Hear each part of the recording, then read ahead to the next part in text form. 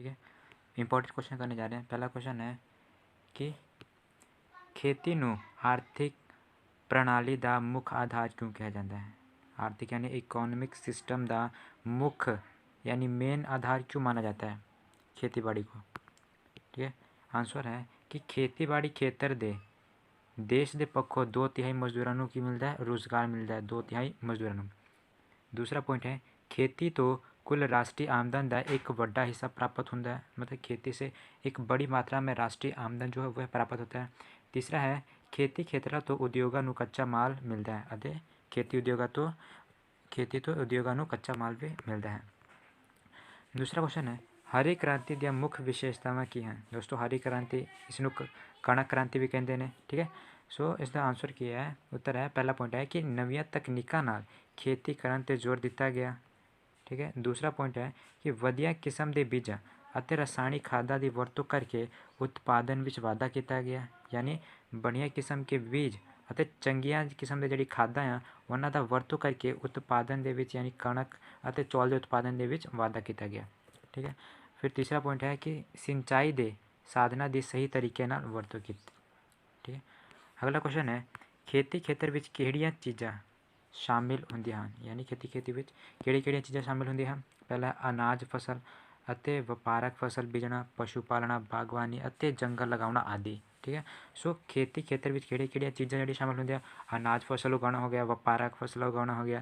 ठीक है। उसके बाद पशु पालना, बागवानी खेती करनी ते जंगल लगाना, ये सारे की है कि चीज़ां। ठीक है। हुण कहंदे कि दुधारू पशु ਅਤੇ भारवाहक पशु की होंदे हैं। दोस्तों दुधारू पशु वो होंगे जिहड़े सानूं दुध देंदे ते भारवाहक वो पशु होंदे हैं जिन्हां तो असीं काम लईदा है। ठीक है। दुधारू पशु वो होंदे हैं जिन्हां तो सानूं दुध मिलता है जिवें गां मੱਝ आदि। ठीक है। तो भारवाहक पशु वो होंदे हैं जो भारे काम जिवें आवाजाई ਅਤੇ खेतों में काम करते हैं, जिवें किसान की सहायता के लिए बलद होंदे हैं, ऊँट भी होंदे हैं। ठीक है। सो ये सारे सीगे भारवाहक ते दुधारू पशु जिहड़े सानूं दुध दिंदे हैं। ठीक है। अगला पंजवां क्वेश्चन है कि चालू सनवी जमीन ਅਤੇ पुरानी सनवी जमीन विच की अंतर है। ਜਿਹੜੀ चालू सनवी जमीन कहते अजिही जमीन जो केवल 1 साल तक खाली ਛੱਡੀ ਜਾਂਦੀ ਹੈ ਉਸ ਨੂੰ ਚਾਲੂ ਸਨਵੀ ਜ਼ਮੀਨ ਕਿਹਾ ਜਾਂਦਾ ਹੈ। ਠੀਕ ਹੈ। ਅਤੇ ਜਦ ਕਿ ਇੱਕ ਤੋਂ ਵੱਧ ਸਾਲਾਂ ਦੇ ਲਈ ਪਈ ਖਾਲੀ ਜ਼ਮੀਨ ਨੂੰ ਪੁਰਾਣੀ ਸਨਵੀ ਜ਼ਮੀਨ ਕਿਹਾ ਜਾਂਦਾ ਹੈ। तो चालू सनवी ਜ਼ਮੀਨ ਤੋਂ ਭਾਵ ਹੈ ਕਿ 1 ਸਾਲ ਲਈ ਕੋਈ ਜ਼ਮੀਨ ਛੱਡੀ ਜਾਵੇ ਖਾਲੀ ਤਾਂ ਉਸ ਨੂੰ ਚਾਲੂ ਸਨਵੀ ਜ਼ਮੀਨ ਕਿਹਾ ਜਾਂਦਾ ਹੈ। ਅਤੇ ਜੇਕਰ ਉਹੀ बहुत पुराने समय तो यानी बहुत देर तो 1 साल तो वध समय के लिए जेकर वो खाली छड़ी पई है तो उसनूं पुरानी सनवी जमीन कहते हैं। ठीक है। अगला क्वेश्चन है कि कणक की फसल पैदा करने लिए ढुकवियां हालात का वर्णन करो। कि बई जेकर सानूं कणक पैदा करना है, कणक की फसल, तो सानूं किहड़ियां हालात जिहड़ियां ढुकवियां हालात उन्हां दा वर्णन करना। ठीक है। सो आंसर में पहला पॉइंट है कि कणक बीजण समय जलवायु ठंडी ਅਤੇ ਸੀਲੀ ਅਤੇ पकण समय गर्म तो खुशक होनी चाहिए। ठीक है। तो जो आप कणक बीजना है तो उदों जलवायु की ठंडी ਅਤੇ ਸੀਲੀ होनी चाहिए तो पकण के समय ये गर्म ਅਤੇ खुशक होनी चाहिए। ठीक है। अगला है कि वर्खा जिहड़ा 50 तो 75 सेंटीमीटर तक होनी चाहिए, जिथे वर्खा 50 तो 75 सेंटीमीटर तक होनी चाहिए। ठीक है। तीसरा पॉइंट है कि भूमि पद्धर होनी चाहिए, पद्धरी होनी चाहिए। ठीक है। चौथा पॉइंट है कि हाड़ी दी रुत कणक की फसल लई उत्तम है। ठीक है। सो किहड़ी रुत है, हाड़ी की जिहड़ी रुत है वो की कणक के फसल के लिए लाभदायक है। ठीक है। हुण कहते कि चोना पैदा करने वाले मुख्य क्षेत्र यानी चावल पैदा करने वाले कौन से क्षेत्रों में वो ज़्यादा चावल पैदा किए जाते हैं उसके बारे में बताना। ठीक है। देश के पूर्वी और पश्चिमी तटीय मैदान, डेल्टाई क्षेत्र, उत्तर पूर्वी भारत के मैदान, हेठलियां पहाड़ियाँ, पश्चिमी बंगाल, बिहार, पूर्वी उत्तर प्रदेश, पूर्वी मध्य प्रदेश ते छत्तीसगढ़, उत्तरी आंध्र प्रदेश ते उड़ीसा के खेतरां विच झोना पैदा करन लई प्रमुख हैं। ठीक है। किहड़े देशां हन राज पूर्वी और पश्चिमी तटीय मैदान। ठीक है। डेल्टाई क्षेत्र, पूर्वी भारत के मैदान और हेठलियां पहाड़ियाँ, जैसे पश्चिमी बंगाल जहाँ पर भारत का सबसे ज़्यादा चावल उत्पादन क्षेत्र है। ठीक है। बिहार, पूर्वी उत्तर प्रदेश, पूर्वी मध्य प्रदेश, छत्तीसगढ़, आंध्र प्रदेश, ठीक है, उड़ीसा आदि क्षेत्रों में जो झोना वो पैदा किया जाता है। अगला क्वेश्चन है कि गन्ना पैदा करने लई ढुकवियां हालातां का वर्णन करो। कि पहला है पॉइंट गन्ने की फसल लई उपजाऊ मिट्टी जरूरी होनी चाहिए। दूसरा पॉइंट है कि इसके भारी झाड़ लई जलवायु गर्म तो सीली होनी चाहिए। तीसरा है कि वर्खा 100 सेंटीमीटर तो वध होनी चाहिए। ठीक है। अगला क्वेश्चन है कि जंगलों के मुख्य लाभ की हैं। ठीक है। सो मतलब यहाँ पे बेनिफिट्स बताने हैं जंगलों के। ठीक है।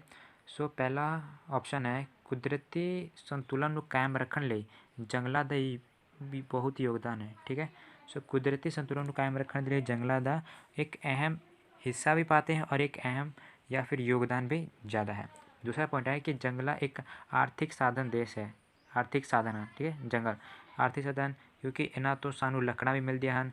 ठीक है, तो इन्होंने जंगलों के विच 2/3 मजदूर काम करते हैं। ठीक है, तो ये इसलिए ये आर्थिक साधन भी है और यही जंगल ही सरकार के आमदन के एक बड़ा हिस्सा भी पाती है। ठीक है, तीसरा पॉइंट है कि इन्हों तो इमारती और बालन लकड़ी भी मिलती है।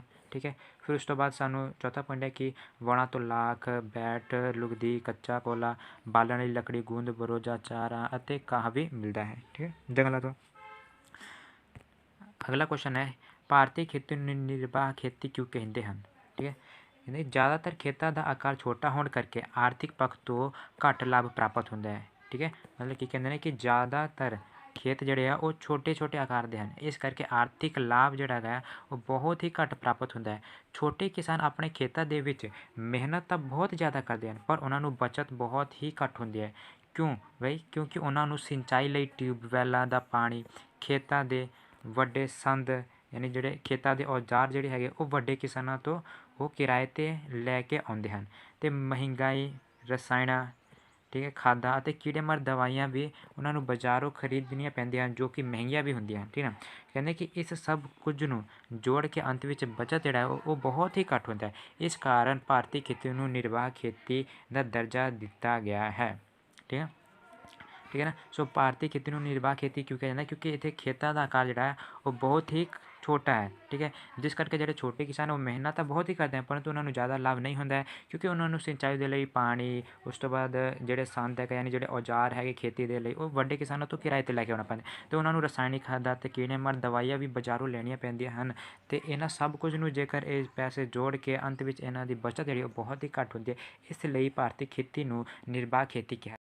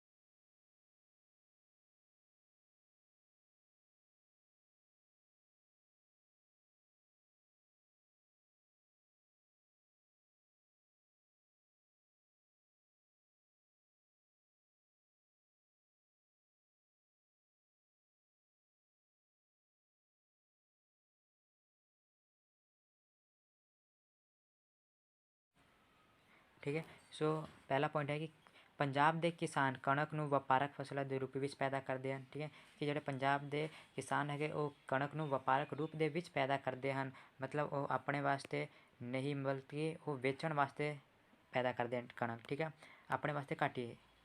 ਠੀਕ ਹੈ। ਦੂਸਰਾ ਪੁਆਇੰਟ ਹੈ ਕਿ ਪੰਜਾਬ ਦੇ ਕਿਸਾਨਾਂ ਨੇ ਟਿਊਬਵੈਲਾਂ ਦੁਆਰਾ ਸਿੰਚਾਈ ਕਰਨ ਦਾ ਬਹੁਤ ਵਧੀਆ ਪ੍ਰਬੰਧ ਕੀਤਾ ਹੈ। ਕਿ ਕੀ ਕਹਿ ਰਿਹਾ ਕਿ ਪੰਜਾਬ ਦੇ ਜਿਹੜੇ ਕਿਸਾਨ ਹੈ ਉਹ ਟਿਊਬਵੈਲਾਂ ਰਾਹੀਂ ਸਿੰਚਾਈ ਕਰਨ ਦਾ ਬਹੁਤ ਵਧੀਆ ਜਿਹੜਾ ਉਹ ਪ੍ਰਬੰਧ ਉਹਨਾਂ ਨੇ ਕੀਤਾ ਹੈ, ਜਿਸ ਕਰਕੇ ਕਣਕ ਦੀ ਜਿਹੜੀ फसल है वो बहुत चंगी होती है। ठीक है। सो यही था, बताना था इसके अंदर कि प्रति व्यक्ति हेक्टेयर जो पंजाब में कणक की पैदावार जो है इतनी ज़्यादा होने का कारण क्या है। ठीक है, यही है कि व्यापारक फसल के रूप में उगाते हैं। पहला पॉइंट ये लिख देना, और दूसरा पॉइंट ये लिख देना कि ट्यूबवैलों द्वारा सिंचाई का बहुत ਵਧੀਆ प्रबंध किया गया है, जिसके कारण कणक की जी फसल है वो बहुत चंगी होती है। ठीक है। अगला क्वेश्चन है कि दालों की पैदावार खेतर में घट आने के की कारण। ਹੁਣ ਕਹਿੰਦੇ कि दालों की जी पैदावार आ वो घट क्यों हो गई है। भाई दालों की पैदावार घट इसलिए हो गई क्योंकि हरी क्रांति तो बाद सिर्फ व्यापारिक फसलों वाल ही ज़्यादा ध्यान दिता जाने लगा। दालों भी तो व्यापारिक फसल हैं, परंतु चौल ਅਤੇ कणक ਦੇ ਉਤਪਾਦਨ ਦੇ ਵਿੱਚ ਵੱਧ ਧਿਆਨ ਦਿੱਤਾ ਜਾਣ ਲੱਗਾ ਤਾਂ ਕਰਕੇ। ਠੀਕ ਹੈ। ਉਹ ਉੱਤਰ ਹੈ ਕਿ ਦਾਲਾਂ ਵਾਲੇ ਖੇਤਰਾਂ ਨੂੰ ਹਰੀ ਕ੍ਰਾਂਤੀ ਦੇ ਬਾਅਦ ਜ਼ਿਆਦਾ ਉਤਪਾਦਨ ਵਾਲੀਆਂ ਕਣਕ ਅਤੇ ਚੌਲ ਦੀਆਂ ਫਸਲਾਂ ਵੱਲ ਬਦਲ ਦਿੱਤਾ ਗਿਆ, ਕਿਉਂਕਿ ਕਹਿ ਰਿਹਾ ਕਿ ਜਿੱਥੇ ਦਾਲਾਂ ਵੀ ਹੁਣ ਉਗਾਈਆਂ ਜਾਂਦੀਆਂ ਸੀ ਪਹਿਲਾਂ, ਉੱਥੇ ਕੀ ਹੁਣ ਉਗਾਉਣ ਲੱਗੇ ਕਣਕ ਅਤੇ ਚੌਲ ਵਰਗੀਆਂ ਫਸਲਾਂ ਜਿਹੜੀਆਂ ਉਹ ਉਗਾਉਣ ਲੱਗੇ, ਤਾਂ ਕਰਕੇ ਦਾਲਾਂ ਦੀ ਪੈਦਾਵਾਰ ਦੇ ਵਿੱਚ ਉਹ ਕਮੀ ਆ ਗਈ। ਠੀਕ ਹੈ। ਅਗਲਾ ਕੁਐਸਚਨ ਹੈ ਕਿ ਡੇਅਰੀ ਉਦਯੋਗ ਦੇ ਲਾਭ ਕੀ ਨੇ। ਜਿਹੜੇ ਡੇਅਰੀ ਉਦਯੋਗ ਹਨ ਉਹਨਾਂ ਨੂੰ ਕਿਸ ਤਰ੍ਹਾਂ ਦੇ ਲਾਭ ਹਨ। ਪਹਿਲਾ ਪੁਆਇੰਟ ਹੈ कि डेयरी उद्योग छोटे किसानों ਅਤੇ ਕਾਮਿਆਂ ਦੇ ਲਈ ਬਹੁਤ ਲਾਭਕਾਰੀ ਸਿੱਧ ਹੋਇਆ ਹਨ। ਕਿ ਡੇਅਰੀ ਉਦਯੋਗ ਜਿਹੜਾ ਛੋਟੇ ਕਿਸਾਨ ਅਤੇ ਕਾਮਿਆਂ ਦੇ ਲਈ ਲਾਭਕਾਰੀ ਸਿੱਧ ਹੋਇਆ ਹੈ। ਦੂਸਰਾ ਪੁਆਇੰਟ ਹੈ ਕਿ ਪੇਂਡੂ ਅਤੇ ਸ਼ਹਿਰੀ ਕਸਬੇ ਦੇ ਲੋਕਾਂ ਨੂੰ ਖਾਸ ਕਰਕੇ ਸੋਕੇ ਵਾਲੇ ਪਹਾੜੀ ਅਤੇ ਹੋਰ ਪਿਛੜੇ ਇਲਾਕਿਆਂ ਵਿੱਚ ਬਹੁਤ ਵੱਡੀ ਜਨਸੰਖਿਆ ਵਾਲੇ ਸਮੂਹ ਲਈ ਇਹ ਪਸ਼ੂ ਰੋਜ਼ਗਾਰ ਦੇ ਵਾਧੂ ਆਮਦਨ ਦਾ ਸਾਧਨ ਬਣ ਜਾਂਦੇ ਹਨ। ਠੀਕ ਹੈ। ਹੁਣ ਕੀ ਹੁੰਦਾ ਹੈ ਕਿ ਪੇਂਡੂ ਖੇਤਰਾਂ ਦੇ ਵਿੱਚ ਇਹ ਪਸ਼ੂ ਰੋਜ਼ਗਾਰ ਅਤੇ ਵਾਧੇ ਆਮਦਨ ਦਾ ਸਾਧਨ ਵੀ ਬਣ ਜਾਂਦਾ ਹੈ। ਠੀਕ ਹੈ। ਹੁਣ ਤੀਸਰਾ ਪੁਆਇੰਟ ਹੈ ਕਿ ਖੇਤੀ ਖੇਤਰ ਤੋਂ ਹੋਣ ਵਾਲੇ ਸਾਰੇ ਉਤਪਾਦਨ ਆਮ 1/4 ਤੋਂ ਵੀ ਵੱਧ ਹਿੱਸਾ ਪਸ਼ੂ ਪਾਲਣ ਖੇਤਰ ਤੋਂ ਪ੍ਰਾਪਤ ਹੁੰਦਾ ਹੈ। ਠੀਕ ਹੈ ਨਾ। ਕੀ ਕਹਿੰਦੇ ਕਿ ਜਿਹੜੇ ਖੇਤੀ ਖੇਤਰ ਤੋਂ ਹੋਣ ਵਾਲਾ ਸਾਰੇ ਉਤਪਾਦਨ, ਯਾਨੀ ਖੇਤੀ ਵਿੱਚ ਜਿਹੜਾ ਉਤਪਾਦਨ ਕੀਤਾ ਜਾਂਦਾ ਉਸਦੇ ਵਿੱਚੋਂ 1/4 ਤੋਂ ਵੀ ਜ਼ਿਆਦਾ ਹਿੱਸਾ ਜਿਹੜਾ ਹੈਗਾ ਉਹ ਪਸ਼ੂ ਪਾਲਣ ਤੋਂ ਪ੍ਰਾਪਤ ਹੁੰਦਾ ਹੈ ਕਿਸਾਨਾਂ ਨੂੰ। ਅਗਲਾ ਕੁਐਸਚਨ ਹੈ ਕਿ ਦਾਲਾਂ ਅਤੇ ਤੇਲ ਦੇ ਬੀਜਾਂ ਦਾ ਉਤਪਾਦਨ ਅਜੇ ਘੱਟ ਕਿਉਂ ਹੈ। ਠੀਕ ਹੈ ਨਾ। ਕਹਿੰਦੇ ਕਿ ਸਿੰਚਾਈ ਸਹੂਲਤਾਂ ਵਧਣ ਨਾਲ ਕਣਕ ਅਤੇ ਚਾਵਲ ਵਰਗੀਆਂ ਫਸਲਾਂ ਵੱਧ ਬੀਜੀਆਂ ਜਾਣ ਲੱਗੀਆਂ ਹਨ। ਠੀਕ ਹੈ ਨਾ।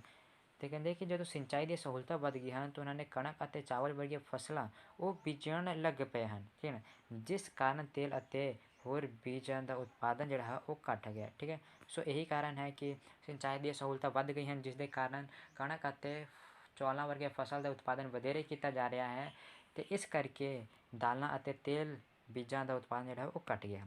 ਅਗਲਾ ਕੁਐਸਚਨ ਹੈ ਪੰਜਾਬ ਦੀ ਖੇਤੀਬਾੜੀ ਦੀਆਂ ਮੁੱਖ ਸਮੱਸਿਆਵਾਂ ਦਾ ਕੀ ਹਨ। ਠੀਕ ਹੈ। ਹੁਣ ਪੰਜਾਬ ਦੀ ਜਿਹੜੀ ਖੇਤੀਬਾੜੀ ਹੈ ਇੱਥੇ ਕੀ ਸਮੱਸਿਆਵਾਂ ਹਨ ਉਹਨਾਂ ਬਾਰੇ ਵੀ ਚਰਚਾ ਕਰੀਏ। ਠੀਕ ਹੈ। ਪਹਿਲਾ ਪੁਆਇੰਟ ਹੈ ਕਿ ਜ਼ਿਆਦਾਤਰ ਖੇਤਾਂ ਛੋਟੇ ਆਕਾਰ ਦੀਆਂ ਹਨ। ਕਹਿੰਦੇ ਕਿ ਪੰਜਾਬ ਦੇ ਵਿੱਚ ਜ਼ਿਆਦਾਤਰ ਪਹਿਲੀ ਸਮੱਸਿਆ ਕੀ ਹੈ ਕਿ ਜ਼ਿਆਦਾਤਰ ਖੇਤਾਂ ਜਿਹੜੀਆਂ ਉਹ ਛੋਟੇ ਆਕਾਰ ਦੀਆਂ। ਦੂਸਰਾ ਪੁਆਇੰਟ ਇਹ ਕਹਿੰਦਾ ਕਿ ਜ਼ਿਆਦਾਤਰ ਕਿਸਾਨ ਅਨਪੜ੍ਹ ਹੋਣ ਕਰਕੇ ਵਿਗਿਆਨਿਕ ਤਰੀਕੇ ਨਾਲ ਫਸਲ ਚੱਕਰ ਤਿਆਰ ਨਹੀਂ ਕਰ ਸਕਦੇ। ਠੀਕ ਹੈ। ਜਿਹੜੇ ਜ਼ਿਆਦਾਤਰ ਕਿਸਾਨ ਹੈਗੇ ਪੰਜਾਬ ਦੇ, ਕਹਿੰਦੇ ਕਿ ਉਹ ਅਨਪੜ੍ਹ ਹੋਣ ਦੇ ਕਾਰਨ ਵਿਗਿਆਨਿਕ ਤਰੀਕੇ ਦੇ ਨਾਲ ਜਿਹੜੇ ਫਸਲ ਚੱਕਰ ਉਹ ਤਿਆਰ ਨਹੀਂ ਕਰ ਸਕਦੇ। ਠੀਕ ਹੈ। ਅਗਲਾ ਪੁਆਇੰਟ ਹੈ ਕਿ ਕਿਸਾਨਾਂ ਨੂੰ ਮਹਿੰਗੇ ਰਸਾਇਣਿਕ ਖਾਦਾਂ ਅਤੇ ਕੀੜੇ ਮਾਰ ਦਵਾਈਆਂ ਬਾਜ਼ਾਰ ਤੋਂ ਖਰੀਦਣੀਆਂ ਪੈਂਦੀਆਂ, ਜਿਸ ਕਾਰਨ ਅਸਲ ਬਚਤ ਘੱਟ ਹੁੰਦੀ ਹੈ। ਠੀਕ ਹੈ। ਅਤੇ ਪਹਿਲੇ ਕੁਐਸਚਨ 'ਚ ਵੀ ਆਪਾਂ ਇਹ ਚਰਚਾ ਕਰਕੇ ਆਏ ਕਿ ਰਸਾਇਣਿਕ ਖਾਦਾਂ ਅਤੇ ਕੀੜੇ ਮਾਰ ਦਵਾਈਆਂ ਜਿਹੜੀਆਂ ਉਹ ਬਾਜ਼ਾਰ ਵਿੱਚ ਬਹੁਤ ਮਹਿੰਗੀਆਂ ਵਿਕਦੀਆਂ ਹਨ, ਅਤੇ ਉਹ ਫਸਲਾਂ ਦੀ ਵਧੀਆ ਝਾੜ ਦੇ ਲਈ ਉਹਨਾਂ ਨੂੰ ਖਰੀਦਦੇ ਹਨ ਅਤੇ ਕੀੜਿਆਂ ਤੋਂ ਬਚਾਉਣ ਦੇ ਲਈ, ਜਿਸ ਦੇ ਕਾਰਨ ਉਸ 'ਤੇ ਪੈਸਾ ਵੀ ਵੱਧ ਖਰਚ ਹੁੰਦਾ ਅਤੇ ਬਚਤ ਵੀ ਬਹੁਤ ਹੀ ਘੱਟ ਹੁੰਦੀ ਹੈ। ਅਗਲਾ ਪੁਆਇੰਟ ਹੈ ਜਨਸੰਖਿਆ ਦਾ ਭਾਰੀ ਦਬਾਅ। ਠੀਕ ਹੈ। ਹੁਣ ਖੇਤੀਬਾੜੀ 'ਤੇ ਜਨਸੰਖਿਆ ਦਾ ਭਾਰੀ ਦਬਾਅ ਵੀ ਹੈ। ਠੀਕ ਹੈ। ਇਸ ਦੇ ਕਾਰਨ ਹੀ ਜਿਹੜਾ ਇਹ ਕੀ ਹਨ ਪੰਜਾਬ ਦੇ ਖੇਤੀਬਾੜੀ ਦੀਆਂ ਸਮੱਸਿਆਵਾਂ ਹਨ। ਠੀਕ ਹੈ। ਹੁਣ ਆ ਗਿਆ ਕਿ ਹਰੀ ਕ੍ਰਾਂਤੀ ਦੇ ਬਾਅਦ ਦੇ ਸਾਲਾਂ ਵਿੱਚ ਆਏ फसल चक्र ਵਿੱਚ ਤੇਜ਼ੀ ਨਾਲ ਆਏ परिवर्तन ਦਾ ਕੀ ਕਾਰਨ ਹੈ। मीन्स हरी क्रांति के बाद के जो साल है ਉਹਨਾਂ ਦੇ ਵਿੱਚ फसल ਚੱਕਰ ਵਿੱਚ ਤੇਜ਼ੀ ਆਏ परिवर्तन ਦਾ ਕੀ ਕਾਰਨ ਹੈ। ਉੱਤਰ ਹੈ ਕਿ ਹਰੀ ਕ੍ਰਾਂਤੀ ਤੋਂ ਬਾਅਦ ਕਿਸਾਨਾਂ ਨੇ ਉਹਨਾਂ ਫਸਲਾਂ ਚੱਕਰ ਨੂੰ ਅਪਣਾ ਲਿਆ ਜੋ ਉਹਨਾਂ ਲਈ ਬਹੁਤ ਜ਼ਿਆਦਾ ਲਾਭਕਾਰੀ ਸੀ। ਮਤਲਬ ਜਿਹੜੇ ਕਿਸਾਨ ਸੀਗੇ ਉਹਨਾਂ ਨੇ ਉਸ ਫਸਲ ਨੂੰ ਬੀਜਣਾ ਹੁਣ ਸ਼ੁਰੂ ਕਰ ਦਿੱਤਾ ਜਿਹੜੇ ਉਹਨਾਂ ਲਈ ਜ਼ਿਆਦਾ ਲਾਭਕਾਰੀ ਸੀ, ਕਿਉਂਕਿ ਜਿਹੜਾ ਕਣਕ ਅਤੇ ਚੌਲ ਆ ਇਹ ਜਿਹੜਾ ਹੈ ਸਭ ਤੋਂ ਵੱਧ ਲਾਭਕਾਰੀ ਹੈ ਅਤੇ ਵਪਾਰਿਕ ਪੱਧਰ 'ਤੇ ਵੀ ਵਧੇਰੇ ਉਪਯੋਗ ਕੀਤਾ ਜਾਂਦਾ ਹੈ। ਠੀਕ ਹੈ, ਇਸ ਲਈ ਉਹਨਾਂ ਨੇ ਬਹੁਤ ਜ਼ਿਆਦਾ ਲਾਭਕਾਰੀ ਲਾਭ ਕਮਾਉਣ ਦੇ ਲਈ ਉਹਨਾਂ ਨੇ ਕੀ ਕੀਤਾ ਕਿ ਕਣਕ ਅਤੇ ਚੌਲ ਦੀ ਫਸਲ ਉਤਪਾਦਨ ਕਰਨ ਲੱਗੇ। ਪੰਜਾਬ ਅਤੇ ਹਰਿਆਣਾ ਕਿਸਾਨਾਂ ਨੇ ਕਣਕ ਅਤੇ ਚਾਵਲ ਅਤੇ ਪੱਛਮੀ ਉੱਤਰਾਂਚਲ ਦੇ ਕਿਸਾਨਾਂ ਨੇ ਕਣਕ ਅਤੇ ਗੰਨੇ ਦਾ ਫਸਲੀ ਚੱਕਰ ਅਪਣਾ ਲਿਆ। ਕੀ ਹੈ ਕਿ ਪੰਜਾਬ ਅਤੇ ਹਰਿਆਣਾ ਦੇ ਕਿਸਾਨਾਂ ਨੇ ਕਣਕ ਅਤੇ ਚਾਵਲ ਦਾ ਫਸਲ ਚੱਕਰ ਅਪਣਾ ਲਿਆ ਅਤੇ ਪੱਛਮੀ ਉੱਤਰਾਂਚਲ ਦੇ ਕਿਸਾਨਾਂ ਨੇ ਕਣਕ ਅਤੇ ਗੰਨੇ ਦਾ ਚੱਕਰ ਅਪਣਾ ਲਿਆ। ਠੀਕ ਹੈ, ਅਗਲਾ ਕੁਐਸਚਨ ਹੈ ਕਿ ਉਹ ਕਿਹੜੇ ਸੰਕੇਤ ਹਨ ਜਿਨ੍ਹਾਂ ਤੋਂ ਇਹ ਪਤਾ ਚੱਲਦਾ ਹੈ ਕਿ ਭਾਰਤ ਦੀ ਖੇਤੀ ਨਿਰਬਾਹ ਖੇਤੀ ਤੋਂ ਹਟ ਕੇ ਵਪਾਰਕ ਖੇਤੀ ਵੱਲ ਵੱਧ ਰਹੀ ਹੈ। ਕਿ ਜਿਹੜੀ ਨਿਰਬਾਹ ਖੇਤੀ ਹੈ ਉਸ ਤੋਂ ਹਟ ਕੇ ਕਿਸ ਲਈ ਵਪਾਰਿਕ ਖੇਤੀ ਵਿੱਚ ਵੱਧ ਰਹੀ ਹੈ। ਠੀਕ ਹੈ, ਇਹਦਾ ਕੀ ਕਾਰਨ ਹੈ? ਠੀਕ ਹੈ, ਸੋ ਪਹਿਲਾ ਪੁਆਇੰਟ ਹੈ ਕਿ ਪੰਜਾਬ ਅਤੇ ਹਰਿਆਣਾ ਵਿੱਚ ਮਿਲਣ ਵਾਲੇ ਸਿੰਚਾਈ ਦੇ ਸਾਧਨਾਂ 'ਤੇ ਜ਼ੋਰ 'ਤੇ ਚੌਲਾਂ ਦੀ ਖੇਤੀ ਕਿਰਿਆ ਕਰਮਸ਼ੀਲ ਆਧਾਰ 'ਤੇ ਕੀਤੀ ਜਾਂਦੀ ਹੈ। ਠੀਕ ਹੈ, ਹੁਣ ਕਹਿੰਦੇ ਕਿ ਪੰਜਾਬ ਅਤੇ ਹਰਿਆਣਾ ਵਿੱਚ ਟਿਊਬਵੈੱਲਾਂ ਰਾਹੀਂ ਸਿੰਚਾਈ 'ਤੇ ਜ਼ਿਆਦਾ ਜ਼ੋਰ ਦਿੱਤੇ ਜਾਣ ਦੇ ਕਾਰਨ ਕਣਕ ਅਤੇ ਚੌਲਾਂ ਵਰਗੇ ਜਿਹੜਾ ਖੇਤੀ ਆ ਉਹ ਕਮਰਸ਼ੀਅਲ ਆਧਾਰ 'ਤੇ ਕੀਤੀ ਜਾ ਰਹੀ ਹੈ। ਠੀਕ ਹੈ, ਦੂਸਰਾ ਪੁਆਇੰਟ ਇਹ ਹੈ ਕਿ ਇਹਨਾਂ ਰਾਜਾਂ ਵਿੱਚ ਬਾਸਮਤੀ ਕਿਸਮ ਦਾ ਜਿਹੜਾ ਉਹ ਚੌਲ ਪੈਦਾ ਕੀਤਾ ਜਾਂਦਾ ਹੈ ਅਤੇ ਇਸ ਕਰਕੇ ਇਹਨਾਂ ਨੂੰ ਵਿਦੇਸ਼ਾਂ ਦੇ ਵਿੱਚ ਨਿਰਯਾਤ ਕੀਤਾ ਜਾਂਦਾ ਹੈ। ਠੀਕ ਹੈ ਨਾ, ਜਿਹੜੀ ਬਾਸਮਤੀ ਕਿਸਮ ਦੀ ਜਿਹੜਾ ਬਾਸਮਤੀ ਰਾਈਸ ਆ ਉਸਨੂੰ ਕਿ ਵਿਦੇਸ਼ਾਂ ਦੇ ਵਿੱਚ ਵੀ ਭੇਜਿਆ ਜਾਂਦਾ ਹੈ, ਵਿਦੇਸ਼ਾਂ ਦੇ ਵਿੱਚ ਇਸ ਦਾ ਵਪਾਰ ਕੀਤਾ ਜਾਂਦਾ ਹੈ। ਤੀਸਰਾ ਪੁਆਇੰਟ ਹੈ ਕਿ ਸਰਕਾਰ ਦੀ ਨਵੀਂ ਆਰਥਿਕ ਨੀਤੀ ਦੁਆਰਾ ਖੇਤੀ ਵਸਤਾਂ ਦੇ ਨਿਰਯਾਤ ਵਿੱਚ ਕਾਫੀ ਵਾਧਾ ਕੀਤਾ ਗਿਆ ਹੈ। ਠੀਕ ਹੈ, ਅਗਲਾ ਪੁਆਇੰਟ ਹੈ ਕਿ ਨਿਰਯਾਤ ਨੂੰ ਉਤਸ਼ਾਹਿਤ ਕਰਨ ਦੇ ਲਈ ਖੇਤੀ ਖੇਤਰ ਵਿੱਚ ਵਧੇਰੇ ਉਤਪਾਦਨ ਅਤੇ ਰੁਜ਼ਗਾਰ ਦੇ ਨਵੇਂ ਮੌਕੇ ਪੈਦਾ ਹੋ ਰਹੇ ਹਨ। ਹੁਣ ਕਹਿੰਦੇ ਕਿ ਨਿਰਯਾਤ ਨੂੰ ਉਤਸ਼ਾਹਿਤ ਯਾਨੀ ਜਿਹੜਾ ਚੌਲਾਂ ਦੀ ਸਪਲਾਈ ਜਿਹੜੀ ਬਾਹਰ ਹੋ ਰਹੀ ਹੈ ਅਤੇ ਜਿਸ ਦੇ ਕਾਰਨ ਹੁਣ ਉਤਪਾਦਨ ਵੀ ਵੱਧ ਰਿਹਾ ਅਤੇ ਜਿਸ ਦੇ ਕਾਰਨ ਮਜ਼ਦੂਰਾਂ ਦੀ ਵੀ ਲੋੜ ਹੋਰ ਵਧੇਗੀ ਅਤੇ ਜਿਸ ਦੇ ਕਾਰਨ ਰੁਜ਼ਗਾਰ ਵੀ ਜਿਹੜਾ ਉਹ ਰੁਜ਼ਗਾਰ ਦੇ ਵੀ ਮੌਕੇ ਵਧਣਗੇ। ਠੀਕ ਹੈ, ਅਗਲਾ ਕੁਐਸਚਨ ਹੈ ਕਿ ਖੇਤੀਬਾੜੀ ਦੇ ਵਿਕਾਸ ਲਈ भारतीय सरकार द्वारा की कोशिशें की गई हैं कि भारतीय जो खेती बाड़ी है उसको विकास के लिए क्या क्या जो कदम उठाए जा रहे हैं सरकार के द्वारा उसके बारे में बताना है। ठीक है, सो पहला पॉइंट है कि जिम्मेदारी प्रथा कानून को ख़त्म कर दिया गया है कि जिम्मेदारी प्रथा जी सी उसमें की कर दिता खत्म कर दिया गया। दूसरा पॉइंट है कि चकबंदी लागू करके देश के ज़्यादातर खेतरों में दूर दूर तक बिखरी हुई जमीन को वड्डियां जोतां विच बदल दिता गया है। तीसरा पॉइंट है कि सिंचाई में काफ़ी उन्नति हुई है। चौथा पॉइंट है कि खेती के विकास को बढ़ाने लिए हर एक जिले में सेहत बैंक खोले गए हैं। ठीक है,